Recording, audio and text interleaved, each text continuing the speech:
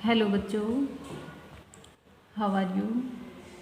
कैसे हैं आप सभी बच्चों। आज हम माय बुक ऑफ इंग्लिश का चैप्टर जो हमने स्टार्ट किया था, कौन सा, द सेवियर। ठीक है, द सेवियर चैप्टर का जो आगे का पार्ट है उसको कंप्लीट करेंगे। आप पेज नंबर 24 निकालिए, 24 पेज नंबर निकालिए। ठीक है, इससे ऊपर तक यहाँ तक हमने कंप्लीट कर लिया था। अब हम इससे आगे का पार्ट करेंगे। ठीक है, देखिए, fill in the blanks with the correct words from the box given below. नीचे दिए गए बॉक्स में जो वर्ड्स हैं उनमें से सही वर्ड्स किसमें, ये जो ब्लैंक दिए हुए हैं इनमें फिल करने हैं। ठीक है, हमने चैप्टर पढ़ लिया है अच्छे से।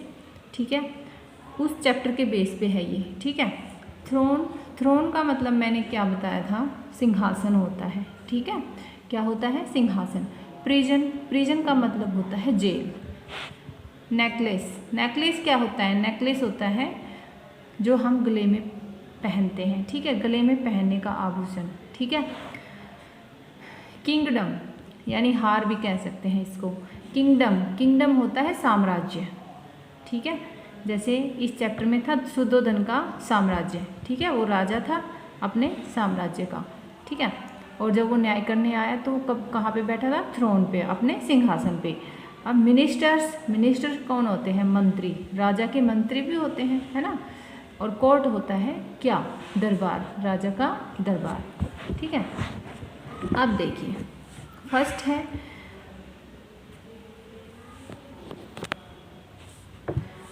all the blank were present in blank of the king। all कौन प्रेजेंट थे, मिनिस्टर्स। ठीक है, कौन प्रेजेंट थे, मिनिस्टर्स। ये लिखेंगे हम इसमें MINISTER। ठीक है, ministers were present in dash of the king का क्या था, दरबार। ठीक है, क्या था, कोर्ट, COURT। ठीक है, अब देखिए अगला, देखिए, the king was sitting on his blank यानी डैश। इसमें क्या आएगा, किस पे बैठा था, वो राजा किस पे बैठा था, हिज थ्रोन। ठीक है, THRONE, थ्रोन यानी सिंहासन पे बैठा था। The guilty was sent to dash after hearing. ठीक है, गिल्टी मतलब जिसकी गलती थी, अपराधी। ठीक है, अपराधी को sent to the after hearing मतलब सुनवाई के बाद कहाँ पे भेज दिया गया, सेंट टू कहाँ पे भेज दिया गया उसको, जेल में, प्रिजन। कहाँ पे भेज दिया गया, प्रिजन में। अगर जब उसका अपराध साबित हो गया तो अपराधी को कहाँ भेजा गया, प्रिजन। ठीक है, आगे है, the king was very popular through out his dash. कहाँ पे पॉपुलर था, अपने थ्रू आउट हिज मतलब पूरे साम्राज्य में क्या था वो, पॉपुलर। किंगडम आएगा इसमें। ठीक है, क्या आएगा, किंगडम।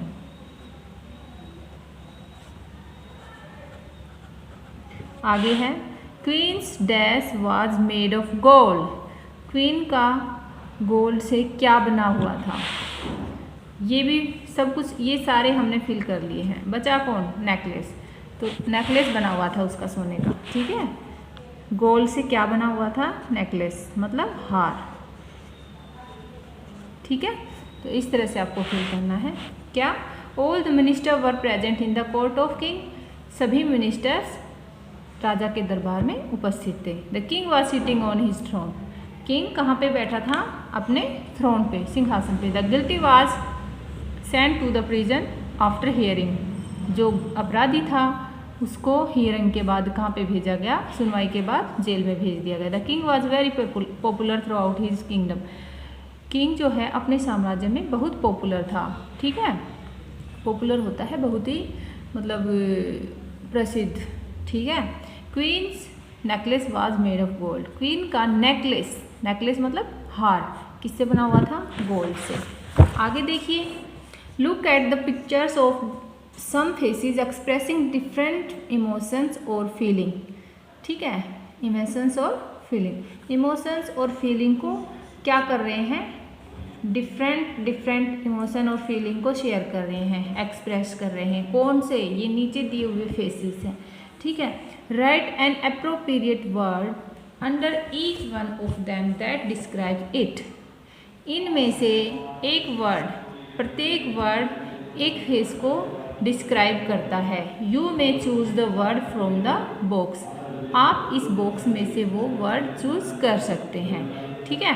इनमें से प्रत्येक फेस को एक वर्ड क्या कर रहा है, डिस्क्राइब करता है, तो वो इसमें लिखना है। तो मैंने आपको ऑनलाइन क्लास में भी बताया था। ये बताइए क्या है, ये लड़का क्या कर रहा है, स्माइल तो कर नहीं रहा है ना। स्माइल में मुंह खोल के नहीं, स्माइल का मतलब होता है धीरे से हल्की सी हंसी, ठीक है। तो ये क्या कर रहा है, ये लाफिंग। इसमें क्या आएगा, लाफिंग,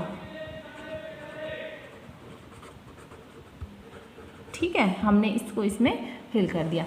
ये लड़की देखिए, ये लड़की क्या कर रही है, ये लड़की सरप्राइज हो रही है, अचंभित हो रही है। जब भी कोई हमें कुछ ऐसा बता देता है जिसकी हमें एक्सपेक्टेशन ना हो, ठीक है, तब हमें इस तरह की फीलिंग होती है, ठीक है, इस तरह का इम्प्रेशन होता है। तो ये क्या होगा, सरप्राइज। जब मम्मा या पापा बाहर से आते हैं या कुछ ऐसी चीज़ ले आते हैं जिसके लिए आपको उसके लिए उम्मीद ही ना थी, तो ऐसे होता है, सच में आप ये चीज़ लेके आए हो। तो इस तरह से ये एक्सप्रेशन है, ठीक है। अब ये देखिए, इसने तो अपनी ये जो इसको बोलते त्योरिया चढ़ना, त्योरिया चढ़ा रखी है, यानी कि एंग्री। ये एंग्री, गुस्से में है, ये एंग्री फेस। अब ये देखो, ये लड़की क्या कर रही है, ये लड़की डरी हुई है, मानो इसके आगे लंबा सा काला सांप आ गया हो या टाइगर आ गया हो, तो एकदम डरी हुई है, ठीक है। ये कौन सा फेस है, फियरफुल, ठीक है। आगे देखिए, ये लड़का, ये तो गुस्सा होके बैठा है, उदास होके बैठा है, गुस्सा नहीं उदास, ठीक है। गुस्सा तो एंग्री होता है, ये तो उदास, सैड हो गया है ना, मम्मा ने चॉकलेट नहीं दी शायद लाके, तो इसको क्या बोलेंगे, सैड फेस, ठीक है। अब ये देखिए, ये लड़की क्या कर रही है, हंस तो नहीं रही है ना, ये स्माइल कर रही है। क्या आएगा इसमें, स्माइलिंग, ठीक है। इस तरह से आपको इनको फिल करना है, ठीक है। Laughing, surprised, angry, fearful, sad, smiling, ठीक है। आप पेज नंबर 26 पेज निकालिए, ठीक है। चलिए स्टार्ट करें, ये रहा, हाँ जी। Read the following sentences. इन सेंटेंसेस को पढ़िए। चलिए पढ़ते हैं। A swan fell in front of him. एक स्वान यानी हंस उनके सामने आकर गिरा। A swan did not fall in front of him. एक स्वान उनके सामने आकर नहीं गिरा। ध्यान से सुनना जो मैं बोल रही हूँ।